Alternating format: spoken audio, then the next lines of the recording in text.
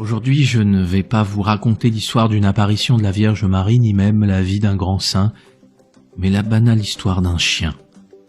Pourtant, vous allez voir que ce sont parfois les plus petits qui nous donnent les meilleures leçons de vie. Cette histoire s'est déroulée en 2013, à San Donacci, une petite ville d'Italie.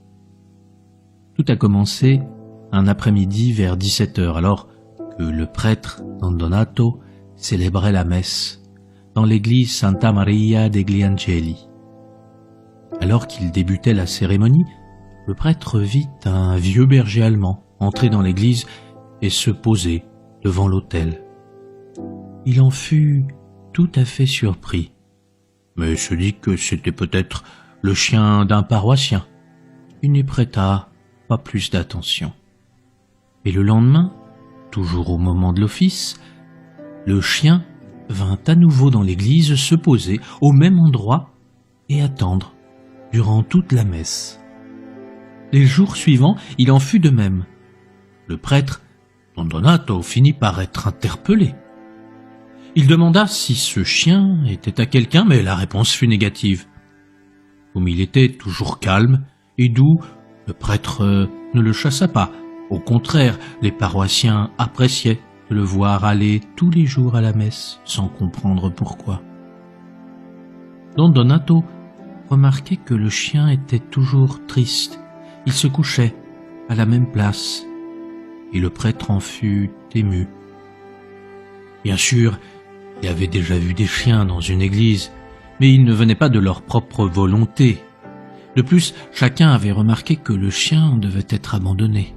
En effet, il était sale, avec le poil hirsute. Don Donato décida de l'aider. En premier lieu, il le lava, puis le nourrit. Ensuite, il mena l'enquête afin de connaître l'histoire de ce chien. Tout d'abord, il se rendit chez le vétérinaire afin de voir s'il était en bonne santé. Et il demanda également si ce chien avait un propriétaire, mais le vétérinaire lui expliqua qu'il n'était pas tatoué et n'avait pas de puce d'identification. Impossible donc d'en savoir plus. Don Donato était perplexe. Pourquoi est-ce que ce chien venait tous les jours à la messe? En rentrant vers l'église, Don Donato croisa un enfant qui se mit à caresser le chien. Puis en partant, le petit garçon, en s'adressant au berger allemand, lui dit « Au revoir, Tommy ». Le prêtre fut surpris. « Pourquoi l'as-tu appelé Tommy ?»« C'est comme ça qu'il s'appelle, » lui dit le petit garçon. « Je le connais bien. Il vit dans le quartier depuis longtemps, il a été recueilli par Madame Maria. » Le prêtre continua son investigation et il apprit l'histoire de Tommy. Ce chien avait été abandonné. Il fut mis à la rue. Il mangeait dans les poubelles et errait toujours seul. Tombé gravement malade, il était sur le point de mourir quand Maria Locci le trouva. Cette femme avait déjà plusieurs chiens, n'était pas bien riche, et il lui serait difficile de nourrir un autre animal.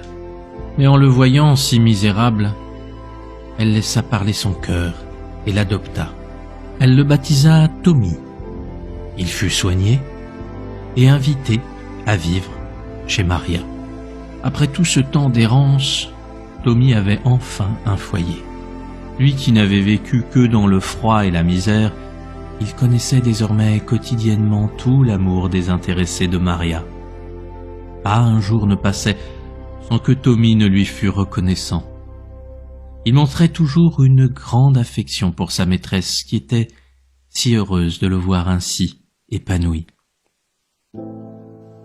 Mais malheureusement, Maria décéda à 57 ans. Le prêtre, en apprenant cela, se remémora bien des choses. Il se souvint en effet qu'il avait présidé les funérailles de Maria. Et en regardant des photos de l'événement, il fut abasourdi. Tommy était déjà là. Le chien était venu à la messe ce jour-là, il s'était couché devant le cercueil de sa maîtresse. Et c'est à cet endroit qu'il se tenait chaque jour quand il assistait à la messe, comme s'il venait lui rendre hommage et dire au revoir à cette femme qui avait été si généreuse, qui lui avait donné tant d'amour. Tommy était fidèle. Lui qui avait été abandonné et avait vécu dans la misère, il continuait chaque jour à témoigner à sa maîtresse son amour. Même au-delà de la mort, il voulait être avec elle. Suite à cela, le prêtre expliqua à tout le monde l'histoire de Tommy et chacun fut ému. Tout le monde s'assura que Tommy ne manque de rien. Il y avait toujours un endroit pour se reposer s'il faisait mauvais temps. Toujours une personne pour le nourrir afin qu'il ne souffre plus de la faim. Malgré toute cette affection, le cœur de Tommy était brisé. Il continua à venir chaque jour à la messe pour sa maîtresse, Maria. Peu de temps après, Tommy eut un arrêt cardiaque. Tous les paroissiens se cotisèrent pour que le vétérinaire le soigne. Mais il quitta ce monde à l'âge de 13 ans. Je suis sûr que Maria et Tommy sont aujourd'hui réunis, car tous ceux qui s'aiment ne sont jamais séparés. Même si certains sont peut-être indignés car ce n'est qu'un animal, l'amour n'est pas limité aux humains. Les animaux peuvent donner un amour profond et désintéressé qui pourrait servir d'exemple à bien des humains.